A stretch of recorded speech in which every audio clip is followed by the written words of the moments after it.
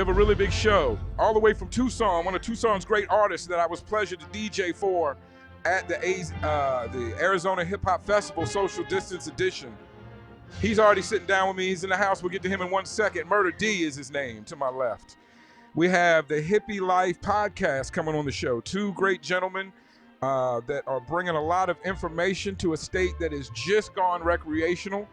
So there's a lot of people that need that information. Their podcast is on the rise because of how valuable the information they share with and about cannabis and cannabis lovers. Last but not least, I call him the prominent Phoenix, Arizona artist. One of my favorites from the first time I heard him, and even more of a favorite now that I've met him, the young god of Phoenix hip-hop rap, one of the top tiers, one of the monsters, as me and DJ Kane say. De La Prime is coming into the show today. Okay, I'm rocking without the mixer. There will be no sound effects. There will be no sound effects. This is a real pod, and we're taking it to real pod places in 2021. So the show is evolving. The new artwork is out. We have an award-winning host. So let's get the show started. Murda D, how you doing today? Let's check your mic. Is that on? Check. I think we hear you. I think we hear you. Let me turn you up a little bit. All right. Don't be scared of that thing. We will put the applause and all necessary sound in the post-production. I found the beauty of post-production, but I love to do a live show, Murda D. How you doing today? I'm doing well, man. Just got up here from Tucson. A nice smooth drive, uneventful. So, Good. Yeah. Glad you made it all the way from Tucson. Yes, what is that, about an hour and a half? About 2 hours from where 2 I'm at. hours. Yeah, Okay. I'm more on the east side You're of on Tucson. the east side. Okay. All right. I'm on the east side of Mesa. I understand that, living on the east side. Usually I have drinks to offer. Today I got a little fucked up getting over here. I had some things in the way, so a lot of the preparation didn't happen, but luckily you've brought your own soda as a backdrop for the camera. I appreciate that. Yes, sir. I've got a lot of great things to talk about with you, and I thank you for coming in. Murda or Mr. D? Which would you? Most people call me Murda. I'm just fucking with you, I know, Murda. right? Okay, all Well, right. thank you for having me, though. Your Appreciate name stuck out to me. I DJ'd for you. You gave a great performance at the main stage at the Arizona Hip Hop Festival. Thank you. I appreciate it. And I was fortunate enough to DJ the main stage, so I happened to be your DJ when you performed. And the name Murda D and your appearance caught me a little off guard at first. But when you started performing the music, I was very enthusiastic, very involved, because I enjoyed your music and your stage presence. And you could tell by watching you perform, you're a seasoned performer. So, that was all good news. When you're a DJ like me who watches a lot of performances, you like to see good, well thought out and well performed performances. So you did that. I appreciate G. You did that. Thank you. Let me see if I can get a little. There you go. Something in the background. Nice. Facebook, don't worry about it. I made these, so they're not anybody else's. So the algorithm should leave us alone. Let's talk about you. Just as a starting point. I don't want to get too deep into it, but you're. I would say a white gentleman such as myself. Some Yes, people sir. get me confused, but you're out there, and from Tucson, and you're a man of a certain age. Mm-hmm. I could tell by your stage presence and just looking at you. You're not brand new to hip hop or the world. No. And I'm very interested in the Tucson scene. So let's start with what artists, what inspirations, what people in your life, what was going on. We'll start there. Were you born and raised in Tucson? I was born and raised in Tucson. Yes, sir. Okay. I've lived in the same neighborhood for over 25 years. I'm 35 years old. Okay. So I'm very familiar with my area. I love it. Born and raised there. That's keeping it real. Keeping it real. So therefore, like I was getting to, what were your inspirations, the people around you? What got you involved in hip hop, period? Originally, I was a metalhead growing up. That's where you can hear a lot of the raspiness, a lot of the screaming, stuff like that. I'm familiar with a lot of people that had the hardcore, a punk background that transitioned over to hip hop. It's a lot of fun. Yeah. But really, I kind of got found by somebody on accident. Me and a friend of mine about 10 years ago were doing music just for shits and giggles. Oh, sorry, I don't know if I can. No, you can curse. Curse All right, up a storm. We're on the internet, kunk, funk shit, whatever. Me and the homie, we were just doing music strictly just for ourselves, and we had no idea about doing albums, about mixtapes, about performing. And then somebody heard what we were doing. They were like, "Yeah, like why aren't you guys doing stuff? Like we have no idea that we could do performances, and we didn't know we were that we could do that kind of stuff." So then we kind of got into that, and it kind of avalanched and kind of fell into the love of it. But my first Tucson influences, I'd probably say the crews like CCS crew, like the homie Stack Styles. Okay. He was on the Tucson of the year ballad. Okay. He was in a group, still is in a group called CCS, but they've been around for 10, 15 years. And they're I probably like the to first get the local collection group. of names because I like to personally, I like to go back and dive into, you know, the music of Arizona. Sure. Starting in Phoenix, I love to stretch out into Tucson. If I could, let me just Absolutely. push this a little bit closer to you. Yeah. There you go. We just want to get those levels nice and right. There we go. I get scared when I can't see the levels because I did a Understandable. whole mix show in silence one day. No. There's my good brother Rollo calling. I'm sorry, Rollo. I'm doing a show. I just don't have time. He probably wants to get in on the show. I haven't heard from Rollo in a number of years. So we're in Tucson, and you mentioned some artists that inspired you. How was it with your friends and family or your bandmates in metal when you first transitioned into hip hop? Was it weird to anybody? I'm an older man, older than you, and white, and very much involved in hip hop my whole life.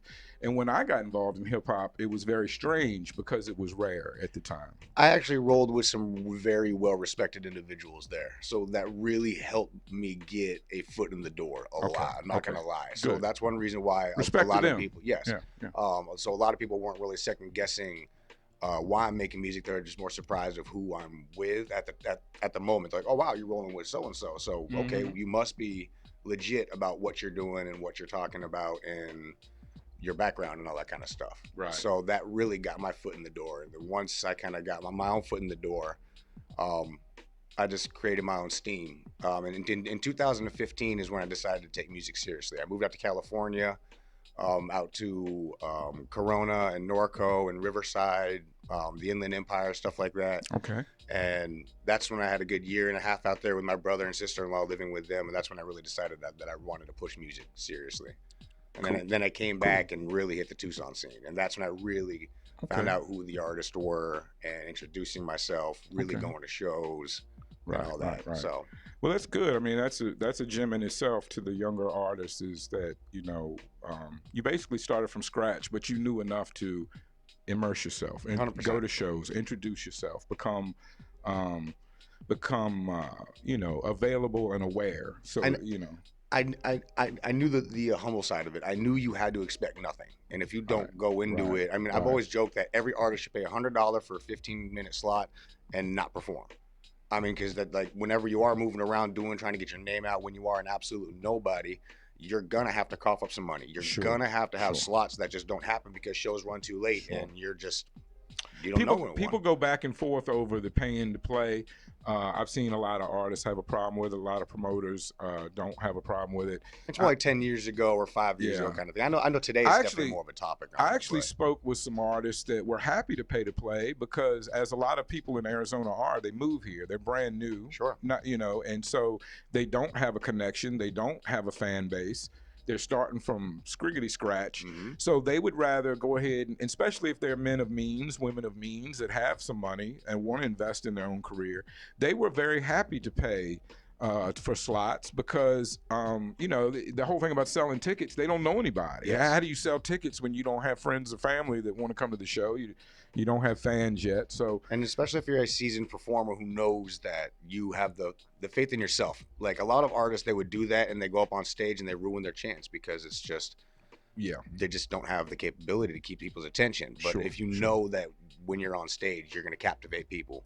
I think it's a problem that takes care of itself because artists, if they get jerked around enough at shows, they figure out they can do their own shows, or either they quit, or, you know, or they get to the point when they can guarantee 20 or 50 people will come to see them. And as speaking as a former promoter and still involved with a lot of shows, if you can consistently bring just 20 to 50 people to every show, you deserve to be paid. Absolutely. And you might have to weed through a couple shitty promoters, but if you find the right promoters that are doing good business, they will be happy to pay you for that secured fan base that you can bring. So I meet a lot of artists that expect the whole thing to be like an MTV shoot. Like they expect the director, the promoter, the production assistant. They expect the crowd that's going to cheer no matter what. They expect to gain fans off everybody else's fans.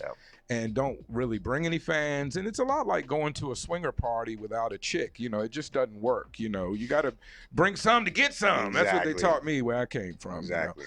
You know? So no problems with the metalheads. No, not nobody at all. not understanding. Everybody is a little bit more free-minded out here. In Virginia, we have a very big hardcore.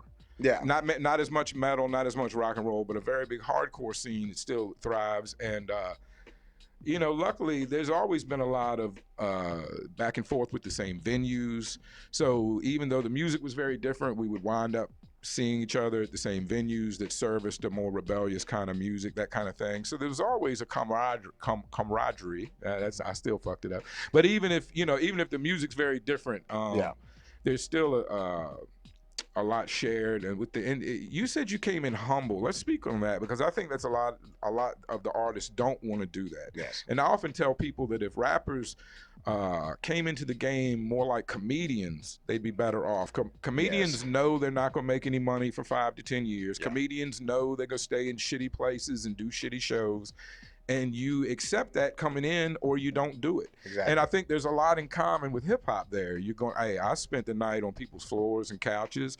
I traveled and did tours where the money we got paid did not pay for the tour. It was, a certain amount of it we had to come out of pocket.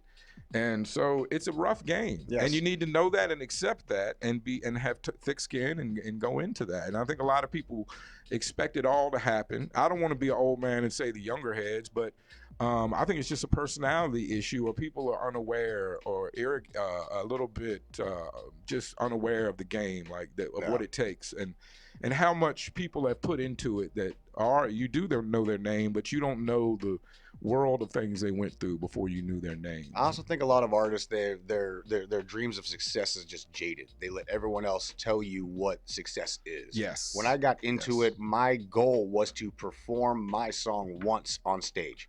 That was it. Right. So every time I get to do it, every tour I get to do, every advancement I get is just a blessing on blessing on blessing. So I was working hard just for that small 15 minutes of fame. Other people are going into this in their first year or two expecting to be a headlining act. Yeah. Or expecting to tour on other people's dollar kind of thing. It's like, that's insane. You know, you've got to understand what your idea of success is. I agree. That's a great gem too. That's a great thing for the younger guys to know and feel about. I know recording hip hop music is probably a lot different than recording a band. Let's talk to your recording process. What do you go to a bigger studio? Do you record in a home studio? I've always had a home studio. Okay. The first thing we got back in the day was Pro Tools on accident. Not an accident, but we thought it came with beats. We didn't do enough research. Sure. We used to record off of tape players and tape cassettes. Right. So we just bought Pro Tools thinking that it came with a bunch of beats, and we saved up all this money and we bought it and had nothing on it. So we felt like idiots. And then we did our research and we bought a Shure SM7B mic with it because Michael Jackson used it to record Thriller. Okay. So, but good enough reason for me. Hey, so it was the two best investments that we did, and we ended up, going from there. So I still have Pro Tools in my bedroom. I still have the same microphone. I've been recording there for. So you've always recorded yourself? Is that what you're saying? Well, that's smart. It saves. I have had other people in case people need me to go to a studio. I can definitely go out, but I prefer the whole home feeling. I get way more comfortable. I can get it done way faster and way more efficiently. I bet. All right. Well, yeah, Pro Tools has been the industry standard. Others try to creep in, but I think it's still the industry standard. I love it. Yeah. And I'm a basic man with my vocals. I don't do a lot of effects. I don't do a lot of it's always one takes. It's stuff like that. So I don't need anything too crazy. Yeah, there was another guy at the festival, a bigger gentleman that had a very I made a joke about I just want to tour with him and scream at white people around the country. But he had a very, I thought, metal sounding background involved in hip hop as well. I don't know if you're familiar with him, but me and him actually linked up when we were talking. That's good. That's good because I think, man, you guys collab coming out. You guys either collabing or doing shows together would just be excellent. And I think you could do rock clubs. You and him. You know what I mean? So that's just that being able to do that is just another whole expansion. Yeah, I love being that only hip hop act on a metal bill. I And bet. that happens often too. They're like, oh bet. wow, what is this guy gonna do? And then you Very go up interesting there for the crowd, I bet. and, Right? oh yeah, and then you see they get to see you dominate the stage just as much as a group does. Right. So And literally no competition because No. everybody else is doing something else. Yeah. Yeah, I would appreciate that too. But it's still a bold step because you know, I went through the whole transition. There was a time when I was in Virginia, you know, years ago, that a lot of audiences that were used to seeing bands really didn't understand a hip hop show. Yeah. Because there wasn't two guitars, there wasn't a guy on drums most of the time. You know, they didn't take it or get excited by it the same way they might would for live music with a band, because they didn't understand that the production is all done beforehand, and it's more about that than the actual playing of the beat. You know, it's not it's just a different aesthetic. It's a different genre. It's a different way to play.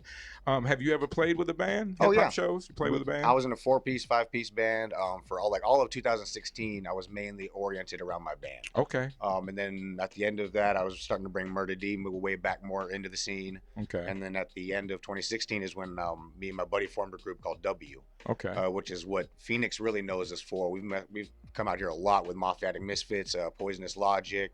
We've played at Joe's Grotto countless times. Okay. So W. Yes. I'll look that up as well. DOUUBLEYOU. So 2 U's in the word double. Okay. Because both of us work with a gentleman and a label out of Canada called Underground Unleashed, and he's the one who found us pretty much back in 2015. Both of us separately, not knowing that we were friends in the same city. And he loved our sound, so he got us on a bunch of songs together, probably 8 to 10 different songs, just because he liked us. And then other artists started paying for collabs, not knowing that we were friends. And then all of a sudden, we're like, why aren't we just doing music together? Why aren't we creating a project together? Right. And we did that, and it took off. People loved us. That's good. Good synergy. A lot of times it is hooking up with the right person. And me and him are hip hop. Okay. I'm way more of that street, rough music, in your face kind of stuff. W is way more hip hop. He's more the lyricist, but we both have that kind of grungy sound to us. Sure. Okay. But it's a great back and forth. A lot of people call us, or we actually have a song called I stutter a lot, so I got to slow down. I love doing music. I stutter. It's all right. We have a song called Med and Reth. So it's like a play on Red Man and Method Man. Right. But we do a lot of back and forth stuff. We're like the Beastie Boys in a way too. Okay. So yeah, if you guys like my solo stuff, make sure you look up W as well, because it's just a lot more fun. I love what I do as well, but yeah, W is way more hip hop and way more. It's always cool to bouncy. It's always cool to get in a group. Oh yeah, I love no doubt it. about that. I was I don't know if you've been watching, but I was a DJ and sponsor and worked with AZMT to bring the AZMT Awards to life. And it's looking and sounding really good. It's a project I'm really proud to be a part of. But with award shows, you know, all the way up to the Grammys, all the way down to the most independent local award show, there's always issues and opinions about award shows. Now, the gentleman that was just announced won Best Tucson Artist of the Year, Philosophy King Denim, I believe is his name. Are you familiar with him as an artist? I know him as a name, and I've seen a couple of things, but I haven't met him personally and stuff like that, so I can't speak on him on that. But yeah, I've definitely looked up some of his work and stuff, and I've heard his name. There were you know, in comments online, I don't put much credence into, you know, random comments online, but there were some random comments online that he's not really from Tucson. Can you speak to that at all? Do you know? Again, I don't know him well enough to say where he's from. Okay. Right. But when it does come on that, as a Tucson artist, I will put my little 2 cents on that. I think a lot of Tucson artists feel like we don't get represented properly. No disrespect to a lot of the candidates up there, but there's a lot of artists that should have been up there who are representing Tucson in an insane way. You know, there's always Cryptic Wisdom, who's putting up numbers, I mean, unmatched by any Arizona artist, darn near. Right. Stack Styles was a perfect person to have up there. You've got Marley B, who was just signed to a Broken Complex. You've got people like Tommy Will and Big Mama Trauma, who are putting out albums left and right, who are grinding. So, and said no disrespect to the people up there, but there's a lot of people that Tucson feels like they've been putting in, especially for this year, for this 2020 year specifically. Right. Yeah, there was a lot of great stuff from great artists that they that they just feel kind of got Do ignored. Tucson artists feel slighted by things that happen or go on in Phoenix? It's definitely weird anytime there's an Arizona's Best or an Arizona's show Does in Phoenix? I Tucson. guess I should put it this way: does Phoenix have the issue that sometimes America has? Does Phoenix talk of itself as the entirety of Arizona? Because when you have a situation like we are in Arizona, um, I think it's easy for Phoenix to think, you visit Jerome or Tombstone or these other, more rural areas. I think it is easy for Phoenix and Phoenix artists to think that whatever's happening in Phoenix is the entirety Sure. of Arizona. So I could see how Tucson artists could resent that. I think it's also a blessing and a curse. A lot of artists who tour know that Arizona is so blessed in a way. Phoenix and Tucson, well, we have so many venues that allow hip hop. Sure. So much. You go It to is the, a big deal. You're yeah. right. You're right about You that. go to the Midwest and places like like Kentucky or Tennessee, like the whole Bible Belt area, but it's mainly country fans. There may be 2 venues in the entire big city that allows hip hop. So if you're one of the 6 known in that big city, even, you're a big deal. But there's so many places and so many venues in Arizona, Tucson, Phoenix, where anyone can be an artist. If you're not out there performing, that's kind of on you. So Right. it's a blessing and a curse where there's a lot of artists out there. I feel like they may need somebody in Tucson uh, who's more in tap with the scene, who can be more of a voice for Mm-hmm. the Tucson scene, Mm-hmm. because I think they just kind of pick favorites. Like, oh yeah, I know him because he's my friend, and I've had Yeah. him up here, so he's gonna be my nominee, instead Sure. of looking up Sure. the stats. Or Well, a lot of getting into award it. shows do end up being popularity contests, and I Absolutely. think that's what people have a problem with. To me, it's much like in high school where, certain people wanted to be high school president and they work hard at it, and other people have no interest in that, and Yeah. they still do their thing, but it's outside of maybe what's considered. And to me, Tucson may be a lot like Buffalo, New York, and the Griselda movement, how, being unheard and disrespected and undiscovered kind of drove them to work a lot harder It does. and to, really make a lot more noise and more moves than anybody in let's say, regular New York has lately. So hopefully it could be inspiration. It does, and I think a little tool that every artist should go for is stop trying to be local.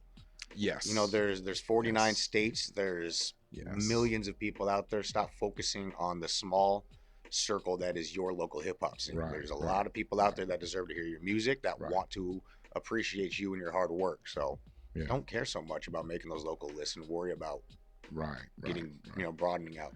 When coming up in Richmond was very much a city. Richmond, Virginia was a city where, D'Angelo, all these people that have made it from Virginia pretty much had to go somewhere else and prove themselves for even Virginia to accept them and respect them as superstars. True. So I think Arizona might have a bit of that. I think Arizona might be waiting on, I don't know, California. I was gonna say, but then where do we go? LA San Diego, LA, Las Vegas, Yeah. Denver. I mean, Salt Lake. I mean, there's a lot of big cities everywhere around us. It's the beauty of it. And hip hop is accepted a lot more, I would say, on this side, in my opinion, than on the East Coast where I'm from. Like, you have a lot more venues, you have more cities and states that are willing to work with hip hop promoters and do all that. So, especially because the weed laws, even the gun laws, and all that kind of stuff. Yeah. Like the West Coast is much more freeing on that. So Yeah. artists are. and when I was growing up, just to have an interracial relationship, it looked like it was a lot easier to be in different relationships out here Yeah. than it was on the. So just a freer spirit in general. Amen. What's coming in 2021 is the year that we all hope, like you said, is just going to be a little better, or a lot better, hopefully, than last year. I don't see anything opening up anytime soon, but we hope for maybe the summer or the fall or whatever. What is your plans? How is Murda D going to expand his brand in 2021? I'm definitely gonna keep grinding. I've got a small little EP coming out in early January. My group project W is coming out hopefully by around the March area. But me personally, I just got to stay focused, just like everybody else does. I think it's easy to lose track, and to lose motivation right now. So, biggest thing for myself is just staying motivated and staying on myself to keep creating and keep rifling out new material and stop trying to be stagnant and come up with some new styles. Because I love variety. I love variety. Felix Serrano's checking in. It seems like he knows all of your groups. He's a big fan. Yeah, Is that a buddy Felix of yours? is awesome. Felix Yep. is a good guy. Yeah. Yep. We worked with Felix to raise money for a situation at the hip hop festival. Do you have any shows booked right now? That's an interesting. Not of question. 2021. Yeah. I'm really trying to wait for when touring's coming back. I mean, I love small shows, but I mean, I want to get back on the road again. Yeah. I'm also a touring manager and a tour driver. Like, I mainly work with Cryptic Wisdom and other artists. Okay. Like, I've done merchandise for Whitney Payton out here when she was on the SRH Fest tour. Okay. So I love being on the road. I love helping artists. Right. I'm usually on the road every 2 to 3 months. Okay. So I'm excited. You're a road dog. Yeah. Yes. So that sounds good. And I mean, from the humbleness to the ability to jump on the road, I mean, and the great music and the different look and the different sound. I think you've got a lot of great things going, Murda D. Thank you. I appreciate it, man. I'm happy to meet you. I'm happy to talk with you. I look forward to you doing big things. And if you ever have something new you want to promote, you have a big announcement, just come on into the show. We'd be glad to talk about it with you. Thank you, my man. You're only 2 hours away. That's it. And it's nothing with people that you want to be around. Yeah. So you guys are always respectful here at RTU and Icon. So okay. Before we get out of here, before you started working with Respect the Underground, what did you think of Respect the Underground? How did you come across them? What was your first experience with Respect the Underground? I think I first did shows with them back when they did shows at the Loud House in Tucson about 3 years ago. Okay. They did an event there. And I worked with Greedy Green was his original name now, but Derek Gonzalez. He just recently, I think, penned something down with RTU and Just Us and stuff. Does he go by Greedy Gonzalez? Because you said Greedy Green, and then his last name, because there was a Greedy Gonzalez that was at the AZMT Awards. Yes. Well, no, he's got the long dreads and the face tattoos. Okay, no. Different gentleman. Derek Gonzalez. Okay, but different gentleman. Yeah, but no, he was awesome, man. And then so I've always known of RTU and I've always respected them. Okay. But this is the first time I've really got a chance to do some interviews with you guys and sit down and chop it up with you guys. Well, man, I just want to say I appreciate you performing at the festival and filling that slot with a great performance. And I appreciate you sitting down with me. It's always interesting. I love talking with new artists. And I appreciate you doing your thing. Keep it up. Like I said, feel free to come back and talk to us when you need anything. And everybody out there watching, give it up one time for Murda D. Thank you for coming in, sir. I'll give you the applause. We'll put them in the post break. We're going to listen to this beat real quick, 1 minute. Then we'll have the Hippie Life podcast coming in. Shout out to Murda D. Thanks so much for coming in, bro. Thank you.